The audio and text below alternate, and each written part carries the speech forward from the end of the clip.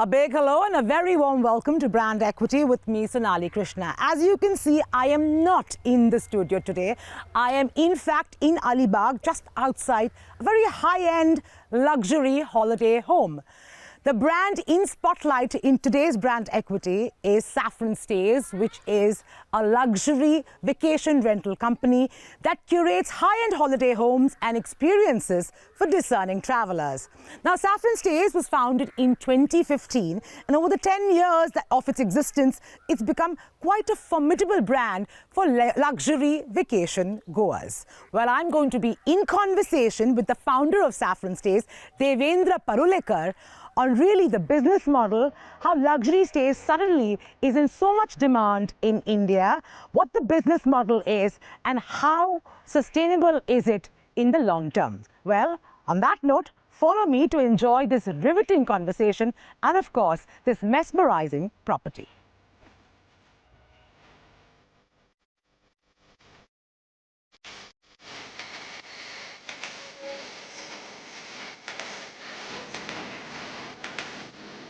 Hi Devendra, thank you for allowing us to see this lovely property. Hi Sonali, welcome to SaffronStays. Before we start, Devendra, I want you to flash back in time and forget who you are today. Okay. Let's go back to before SaffronStays was founded. What did you do for a living? Well, I was a cybersecurity expert. I was a hacker. Okay. I used to be a partner in Ernst & Young India. In fact, I built out the whole cybersecurity practice in EY. Oh, wow. And 2016, I turned 40 and I hung my boots. But you thought that you had this idea in mind, or you just said, I'm done with corporate life? Both. So Tejas, my wife, she's also a chartered accountant, corporate banker, ICICI Bank, all of that.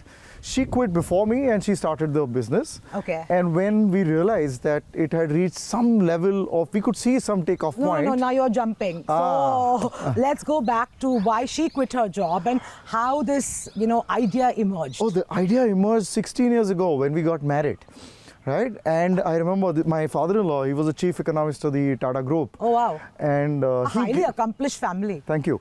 And we got, gifted a honeymoon at Fort Kochi, one of the Tata Tea guest houses. Okay. And that was the point. I still remember we were seated on the wooden stairs and I said, why is this not accessible to everybody? Right. If I can pay, if I'm an ordinary citizen of India, why should I not be able to access this? Right. So we always had this at the back of our mind, but then careers, typical Maharashtrian way of thinking of, can we do it? Can we take risks? Children, EMIs, apartments, cars, lifestyle, foreign holidays, all of that came in the way. And the middle class mindset. And the middle class mindset, yes.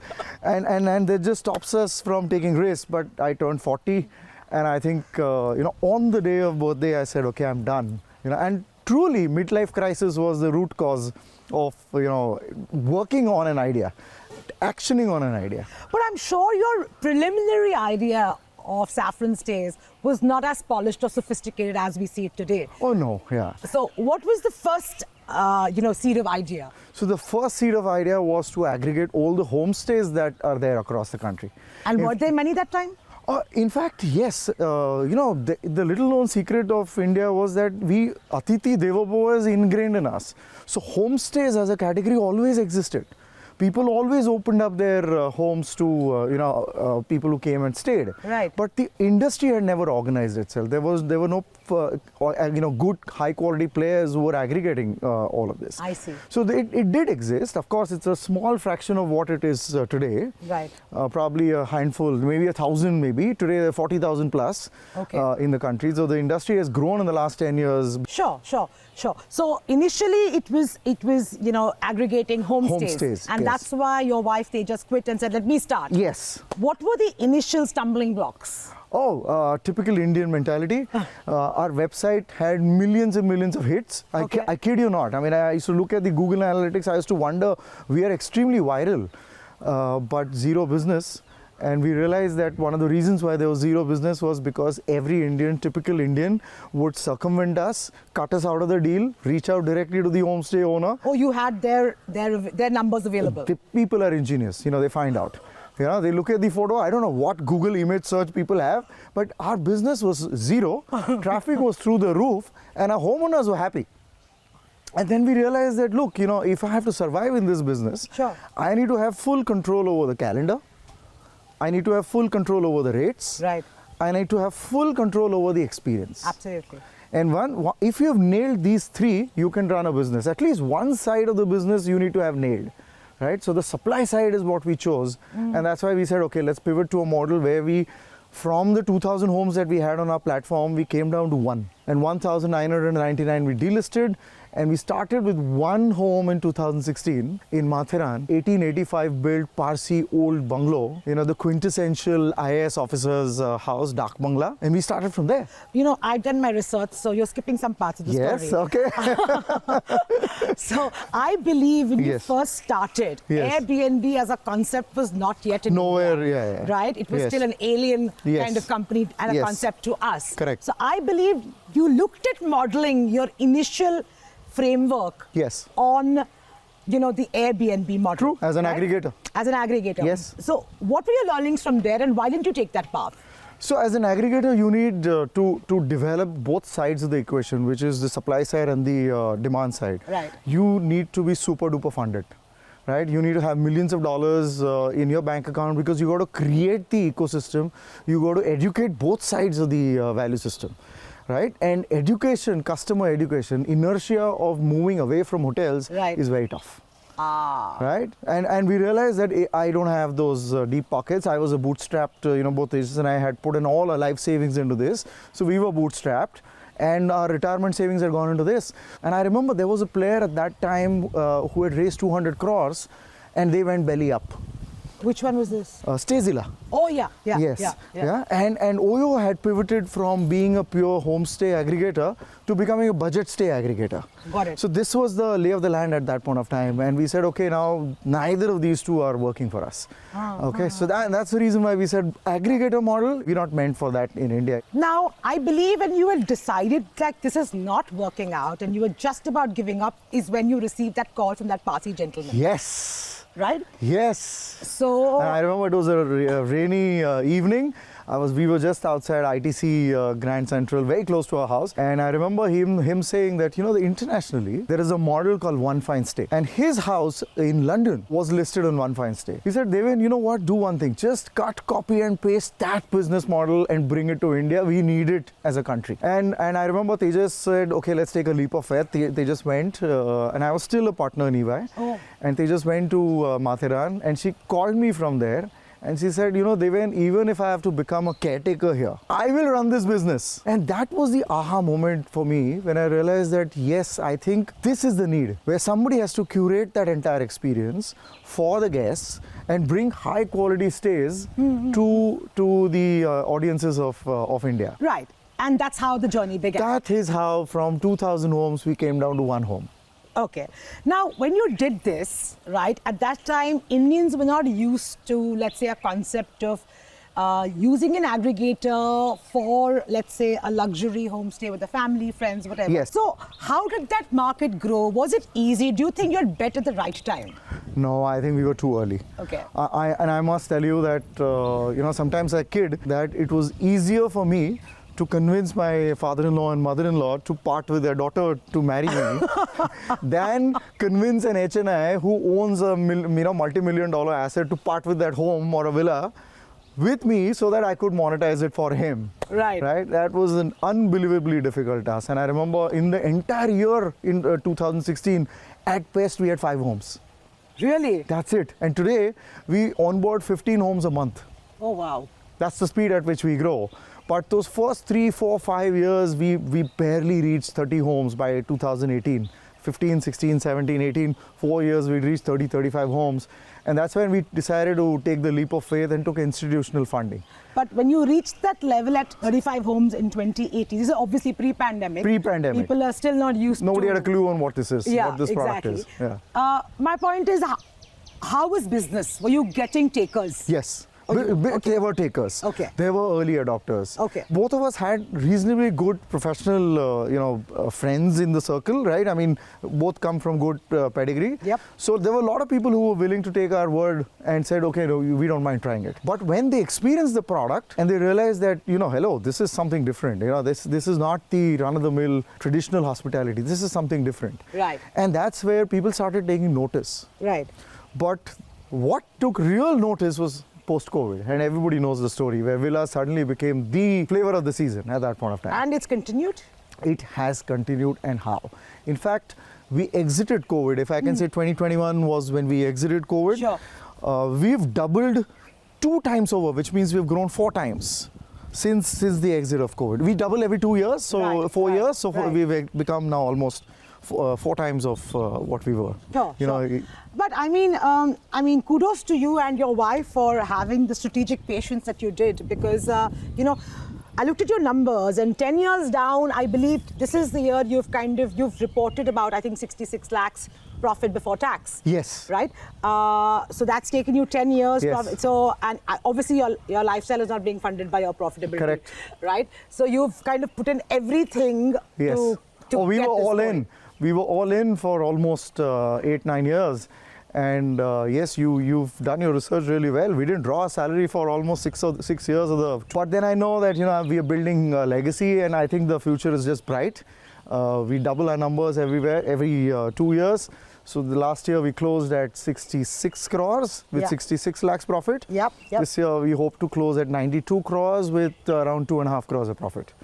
And the operating leverage is only kicked in, which means next year we'll close at around 130, 140, maybe, and thereafter 180 crores, with our profitability growing to 4% and eventually 6%. So when do you really see the money flowing in?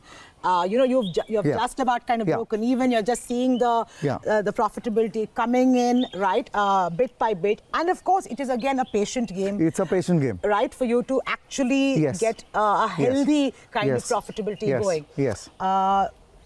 How long is that wait? So if you do your math, you will realize that another 6 years we should be around 500 to 600 crores, with at least 8-9% EBITDA.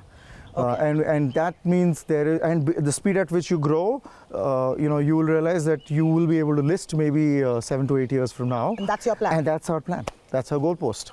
I see. I see. Now, you know, for people who are in the circle now, you know, if I want to go for a holiday home, if I know SaffronStays, I will check SaffronStays. Yes, correct. But for people who don't know, let's say, right, who are used to, let's say, boutique hotel experiences, which is also your prime competition, Airbnb luxury, right? You know, so a lot of established brands are getting into this space. It's hotting up. How do you ensure that SaffronStays is top of mind in my consideration set? You know, when I'm looking for a luxurious getaway. So we look at it from various angles. I think the battle is not so much on the consumer front, because there's enough and more demand. Right. There's enough and more demand out there for each of us. There is no winner takes all. But there is a wonderful battle being played out on the supply side, because supply is increasing at a certain rate. And it's getting better and better post-COVID, because a lot of private money is coming in. Individual HNIs who always had a childhood dream of owning a bungalow, finally they have an ability to actually own a bungalow where a professional company can come and manage. And the entry of players like Taj and some of these has really given credibility to the space, right? And it has started a virtuous cycle of sorts. Right, so the good money is creating good supply, is bringing in the right customers, is bringing in the right money, that's creating more supply, and the virtuous circle has begun. So if you look at the prediction, the industry is predicted to grow over the next 10 years at least 35% CAGR. You're talking about the luxury rental market? The luxury rental market. And our goal right now is to beat that CAGR of 35 and get to a 45% CAGR, which is a doubling of 2 years. Right, 45% takes you to double of every 2 years, and that's our goal post.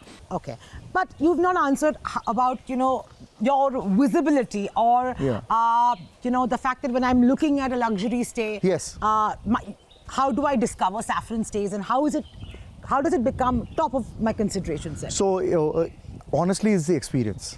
I think it's word of mouth. It is word of mouth. Our return on advertising spend is 20 to 25 in that range. But you're doing it of only digital, of course. Digital, everything is digital. And the reason it is such a large number of 20 to 25 is because of the word of mouth. It's the experience. It's the customer. Say a group of 10 goes, all of them are my potential customers. They go back and bring their respective friends and family and groups, right? And that's why the network model, this is like the nuclear fission, where the network model actually kicks in. Now, given that, you know, you are in competition, your rivals are global behemoths. Yes. And are looking at the space with hawk eyes. Yes. Right? How do you ensure you are on top of your game and you have a competitive edge? Or is your plan to sell off?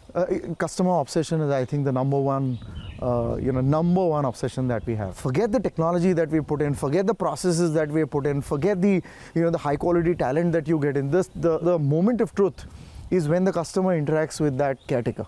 You look at all our reviews, you will find no mention of SaffronStays. It's always a mention of the caretakers. How is that unique to you? It's unique because you look at any other player, and all they want to is to mimic the five-star industry and bring the five-star chefs and five-star cooks into this industry. This industry is not about five-star luxury. We are challenging the status quo. We're challenging the whole definition of what luxury is. In fact, I'm not challenging, my customers are. They are shunning the quintessential, Italian marble or chocolate, caviar, chandeliers. And they are looking at these views, they're looking at these gardens, they're looking at this pool and the openness and saying that this is luxury. I'm here to sell an experience which is the traditional warm Indian hospitality experience in an ultra-modern, bungalow like this. That's a great segue for us to actually move in. Yes. To have the next conversation the house inside. tour? Yeah, let's do that. Yeah.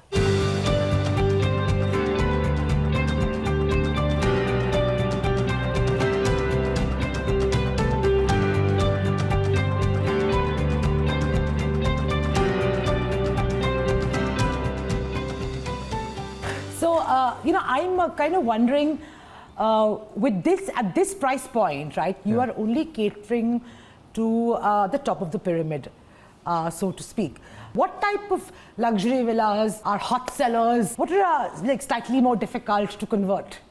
So, when we get a lot of homes that come our way, but I have only one metric in my mind, and I ask only one single question. Is the villa Instagram friendly? Is it Pinterest friendly? And really? I kid you not, that's the single driver. Really? Have you become so shallow? It's not shallow. We are in a generation, we are surrounded by vanity. True. We post more, we travel less, we experience less, but we want to post everything. That's true. And if the aesthetics of the house are good, why not? So when you said only the top of the pyramid, actually that's not the case. Oh. All ages consume us in very different manners. For example, young professionals who earn around 50,000-60,000 rupees, or in a month, they come in groups. So for example, if this is a 4-bedroom, right? The max capacity is 4 into 3, which is 12. Right. 12 working professionals working in a startup come together, book this over the weekend. You're not going to spend more than 6,000 to 7,000 per head. Which is fine. Which is fine. So the calculation is per head and not necessarily for the villa. But the same villa, when consumed by a slightly older family, say a family which has 2 kids and a husband and wife, then the incidence of the entire bill comes on one family. Then it's the higher segment. Okay. So different age categories consume the same product with very different objectives in mind. Now tell me candidly, yes, what are the hurdles you kind of oversee in terms of your own, in terms of the category at large, and specifically for SaffronStays as you kind of expand your business and your journey? Yes, this is not an easy business. It's not that you have created a product and then that's about it. You've created a product and you've got to be right every single time. Sure. 365 days, every single room, every single villa across the country has to get it right. There are enough and more players, as you said, I can start my own one single villa and I can list it on Airbnb and get started. Nothing stops me from doing it, which means there are no entry barriers in this space. But there are scale barriers. You can start with your own villa. You can at best become very ingenious and have 10 villas. Then you start needing people and highly trained professionals to manage your set of 20 villas. Then you start needing processes to actually, those people along with those processes. You reach a barrier of 70, 75 villas and suddenly you realize, how do I scale beyond this? And the only answer is technology. The biggest hurdle that you face, our country is not an easy place to work in. Undoubtedly. Yeah, power failures, bad roads, poor infrastructure. Of course, we're making a lot of attempts to get it right. Right. But where have we solved the power problem? We haven't, right? Right. We as an industry are not necessarily interested in tax breaks. We are interested in stability of or certainty of infrastructure. We are interested in great roads being built so that our villas can be accessed faster, quicker. And I'm seeing that happen on roads. I'm seeing that happen in railways, but I would love to see that in power. So Devan, very quickly tell me, we're sitting in 2025. Yes. Your current number of homes on borrowed onto 333. SaffronStays is 333 homes, Yes. pan-India. Yes. What is your next milestone? 500 homes. 500 homes? Next year end. Okay, and hitting a revenue of about 100 crores? 130. 130 crores. Yes. Okay. Yeah. Okay. So and the year thereafter would be 180 crores with around 650, 700 homes. I see. And SaffronStays is currently, I know you're growing steadily. Yes. But are your ambitions restricted to India? At least for the foreseeable future. Okay. Yeah? And I think there is so much headroom in this country. There's Sure. so much growth here that I need not, for vanity, expand my, or spread our wings and spread ourselves too thin across the world. I do want to kind of walk there and check out your lawns and your seating area Of course, there. yeah. So let's Outdoors is continue what. our conversation there.